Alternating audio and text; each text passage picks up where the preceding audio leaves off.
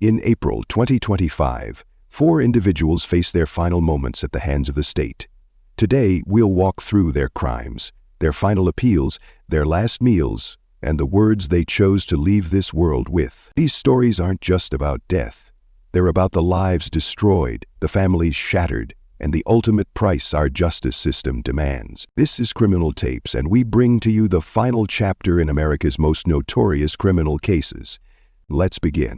Michael Anthony Tanzi, April 8, 2025. On a clear spring morning at Florida State Prison in Rayford, the execution chamber was being prepared. Michael Anthony Tanzi was the first person executed in Florida in 2025. The method: lethal injection. A 3-drug cocktail designed to sedate, paralyze, and stop the heart. But to understand how Tanzi arrived at this moment, we need to go back 25 years to April 25, 2000, a day that forever changed the lives of 2 families. Janet Acosta, a 49-year-old production worker for the Miami Herald, was enjoying her lunch break near the Japanese Rock Gardens in Miami.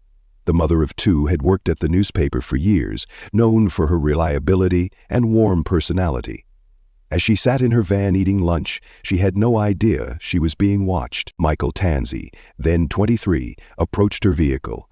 What happened next would later be revealed through Tanzi's own confession. He forced his way into Acosta's van, brandishing a knife. He tied her up with electrical cords and threatened to kill her if she resisted. "I'll slice your neck if you don't do what I say," he told her, according to court records. Tanzi took control of the van and began driving south, first to Florida City, where he sexually assaulted Acosta while continuing to threaten her life. Then he drove toward Key West, stopping at ATMs along the way to withdraw cash using Acosta's bank card. For approximately 4 hours, Janet Acosta endured this nightmare. Then, in a remote area of the Florida Keys, Tanzi strangled her to death. He buried her body in a shallow grave and continued on with her van. Police caught a break when Tanzi attempted to use Acosta's credit card again. Surveillance footage captured his image and a BOLO alert was issued. 3 days after the murder, officers spotted Acosta's van in Key West. Inside was Michael Tanzi. During interrogation, Tanzi not only confessed to Acosta's murder, but also admitted to killing Caroline Holder, a 37-year-old mother of 2 from Brockton, Massachusetts, in 1999. However, he was never formally charged with Holder's murder. The trial was relatively swift. The evidence was overwhelming. Tanzi's confession, DNA evidence, and his possession of the victim's vehicle and belongings. In 2002, a jury found him guilty of first-degree murder, kidnapping, sexual battery, robbery, and grand theft. They recommended the death penalty by a vote of 9-3. For the next 23 years, Tanzi's case wound through the appeals process. His attorneys argued that he suffered from severe mental illness and childhood trauma that should have mitigated his sentence. They pointed to his diagnosis of bipolar disorder and a history of sexual abuse. But each appeal was denied. In February 2025, Florida Governor Ron DeSantis signed Tanzi's death warrant, setting his execution date for April 8. On his final day, Tanzi woke at 4:45 a.m. For his last meal, he requested a fried pork chop, bacon, corn, a baked potato, ice cream, a candy bar, and a soda, all within the $40 limit allowed by Florida's Department of Corrections. As the execution time approached, Tanzi was led to the death chamber.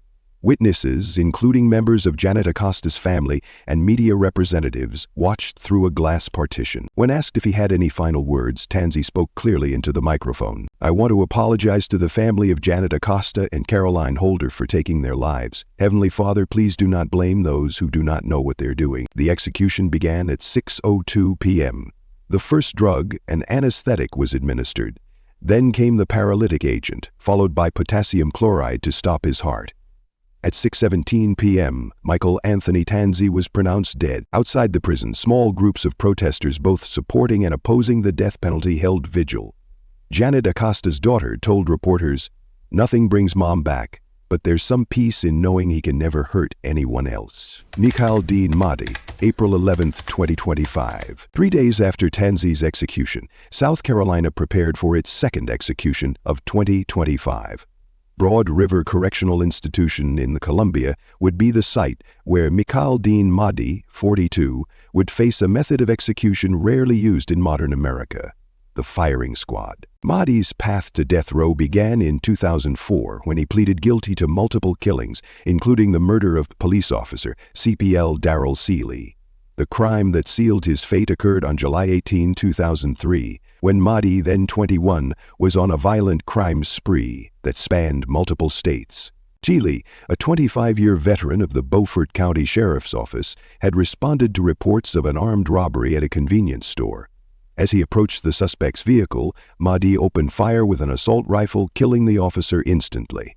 Mahdi fled the scene but was apprehended hours later after a massive manhunt. What investigators would later discover was that this was just one in a series of violent crimes.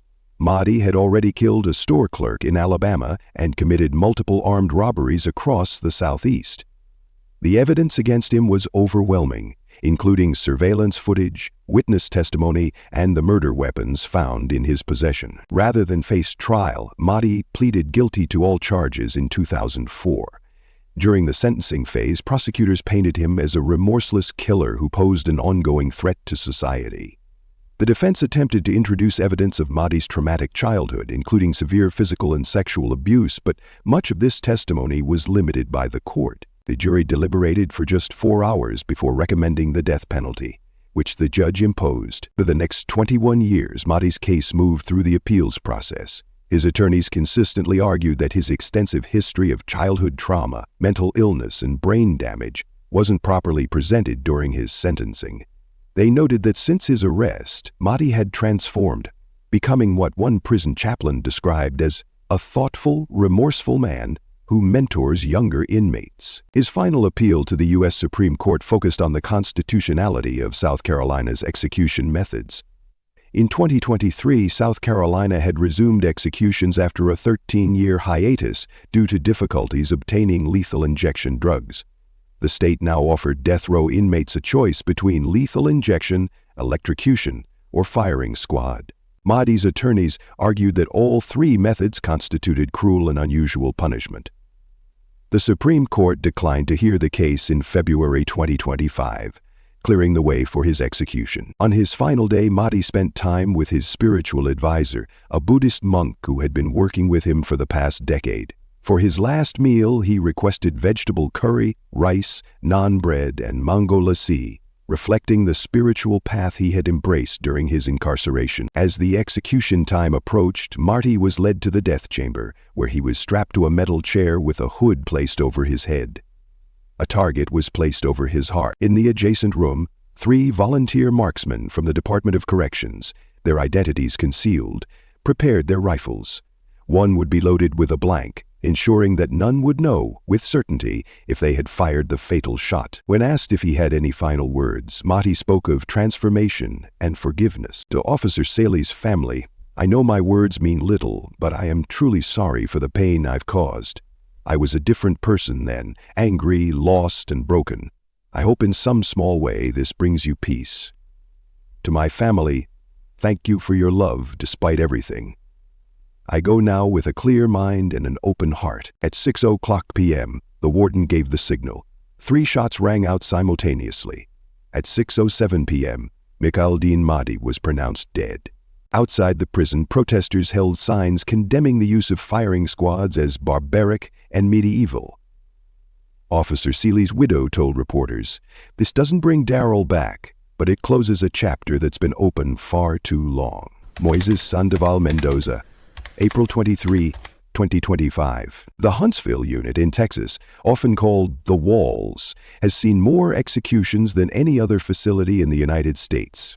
On April 23, 2025, it prepared for the execution of Moises Sandoval Mendoza, 41, for the 2004 rape and murder of 20-year-old Rochelle O'Neal Tolson. Texas, maintaining its position as the state with the most active death chamber, would use lethal injection, a single dose of pentobarbital, the method it had been using since 2012. Rochelle Tolson was a young mother living in Farmersville, Texas, a small town northeast of Dallas. On March 18, 2004, she was home alone with her 6-month-old daughter, Avery, while her husband worked the night shift. According to Mendoza's later confession, he had been drinking heavily that night when he decided to drive to Tolson's house. He knew her casually through mutual acquaintances. He entered through an unlocked back door and found Tolleson in the living room. What happened next, by Mendoza's own account, was a crime of sudden, inexplicable violence. After initially talking with Tolleson, he left to buy cigarettes, then returned. As they sat in his car, he began choking her for no reason. He drove to a field near his house where he sexually assaulted her before strangling her again. To ensure she was dead, Mendoza poked her throat with a knife. He then returned to Tolleson's home, where her infant daughter had been left alone for hours. For days, as a massive search for the missing mother intensified, Mendoza grew increasingly paranoid. He wrapped Tolleson's body in a tarp, moved it to his cousin's land, dumped it in a dugout pit, and set it on fire to destroy the fingerprints. The discovery came when a man searching for arrowheads stumbled upon her charred remains. Police quickly focused on Mendoza after learning he had been seen with Tolleson the night she disappeared. Under questioning, he confessed to the entire crime. The trial in 2006 was relatively brief. The prosecution presented Mendoza's detailed confession, DNA evidence linking him to the sexual assault, and testimony from forensic experts about the manner of death. The defense attempted to argue that Mendoza's heavy intoxication and history of mental health issues should spare him from the death penalty, but the jury was unconvinced. After just 2 hours of deliberation, they found him guilty of capital murder. The sentencing phase took another day, with the jury unanimously recommending death. For nearly 2 decades, Mendoza's case moved through the appeals process. His attorneys argued that his trial counsel had been ineffective, that his confession should have been suppressed, and that his intellectual disabilities made him ineligible for execution under Atkins v. Virginia. Each appeal was denied. His final appeal to the U.S. Supreme Court was rejected in March 2025, and Texas Governor Greg Abbott declined to grant clemency, despite pleas from anti-death penalty advocates and some members of Mendoza's family. On his final day, Mendoza was transferred from death row at the Polunsky unit to the Huntsville unit.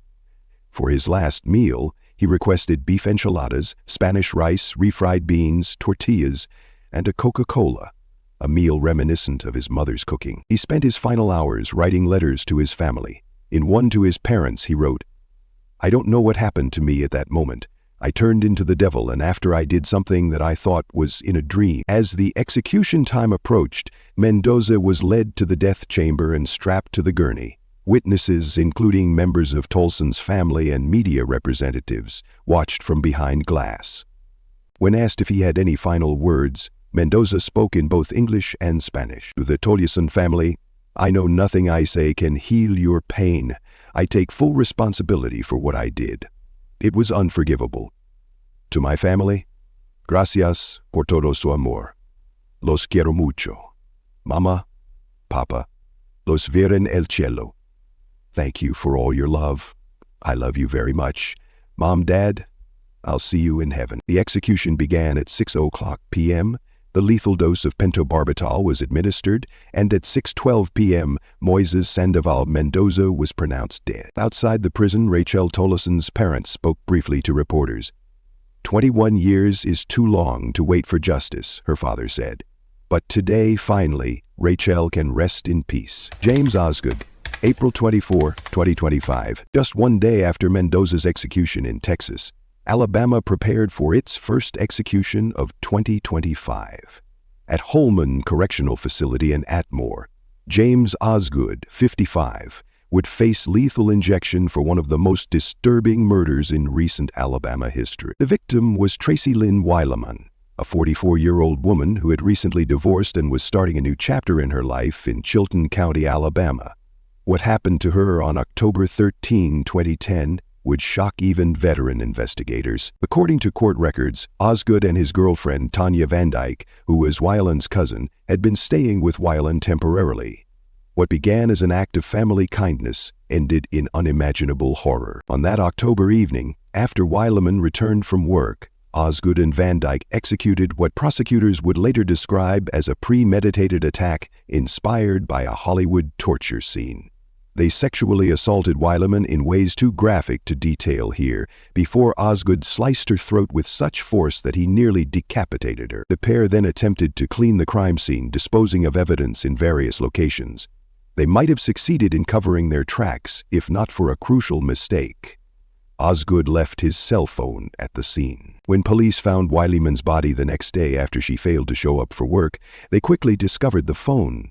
Text messages between Osgood and Van Dyke revealed not only their relationship, but also discussions about their plans for Wileman. Both were arrested within 48 hours.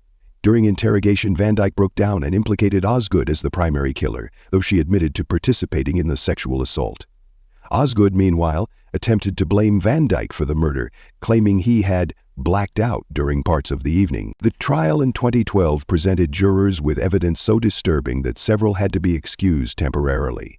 Forensic evidence, including DNA and blood spatter analysis, contradicted Osgood's claims of limited involvement. The prosecution also presented the text messages, which showed premeditation. After just 4 hours of deliberation, the jury found Osgood guilty of capital murder. In the sentencing phase, they recommended death by a vote of 11-1. The judge agreed, sentencing Osgood to death while Van Dyke received life without parole in a separate trial. For the next 13 years, Osgood's case moved through the appeals process. His attorneys argued that the jury selection had been flawed, that evidence of his traumatic childhood and substance abuse should have mitigated his sentence, and that his trial counsel had been ineffective. Each appeal was denied. His final appeal to the U.S. Supreme Court focused on Alabama's execution protocol, arguing that the state's history of problematic executions constituted cruel and unusual punishment. The court declined to hear the case in February 2025. Alabama Governor Kay Ivey refused clemency, stating that the murder was premeditated, gruesome, and disturbing, and that justice demanded the ultimate penalty. On his final day, Osgood declined a special last meal, opting instead for the standard prison dinner of chicken and rice. He spent his final hours meeting with the prison chaplain, though he had never shown religious inclination during his incarceration. As the execution time approached, Osgood was led to the death chamber and strapped to the gurney. Witnesses, including members of Wileman's family, watched from behind glass. When asked if he had any final words, Osgood delivered a statement that many found chilling in its directness. "I'm a firm believer in, like I said in court, an eye for an eye, a tooth for a tooth. I took a life, so mine was forfeited. I don't believe in sitting here and wasting everybody's time and everybody's money. I'm not going to ask their forgiveness because I know they can't give it. I regret taking her from them. I regret cutting her life short. I regret that I took one of God's children. And I regret the pain and suffering that I caused, not only for the victim and her family, but to mine." The execution began at 6:00 p.m., the lethal injection was administered, and at 6:35 p.m., James Osgood was pronounced dead. Outside the prison, Tracy Wileman's brother spoke briefly to reporters. "This doesn't bring Tracy back. Nothing ever will. But knowing he can never hurt anyone else gives us some measure of peace." April 2025 saw 4 men executed across the United States, in Florida, South Carolina, Texas, and Alabama. Each case represents not just the end of a life, but the culmination of a long legal process that began with horrific acts of violence. These executions also highlight the ongoing debate about capital punishment in America.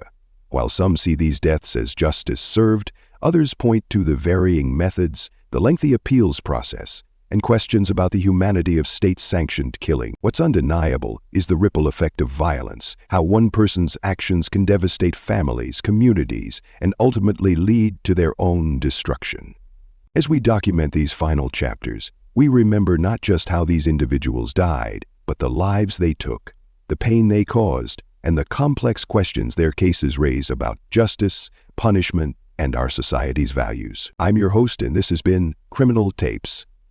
Subscribe to our channel as we continue to chronicle the final moments of those who committed the ultimate crime and paid the ultimate price.